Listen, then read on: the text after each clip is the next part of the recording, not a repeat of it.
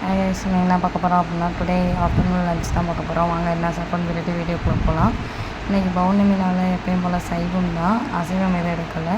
White rice எப்பயும் போல் வடித்து வச்சாச்சு பானையில். இன்றைக்கி நம்ம வீட்டில் வந்து கெஸ்ட் இருந்ததுனால கொஞ்சம் பெரிய பானையிலே வடிச்சாச்சு. கத்திரிக்காய், முருங்கைக்காய், கேரட்டு, துவரம்பருப்பு இதெல்லாம் போட்டு சாம்பார் இருக்கிற காய் என்ன காய் இருந்துச்சோ அதெல்லாம் போட்டு சாம்பார் வச்சாச்சு. ஏன்னா பௌர்ணமிக்கு வேறு என்ன வைக்கிறதுன்னு தெரில, அதனால் சாம்பார் வச்சுட்டாங்க. கேரட் வந்து என் மையம் சாப்பிடுவான்னு உங்களுக்கு ஆல்ரெடி தெரியும், ஆல்ரெடி பார்த்த வீடியோஸு.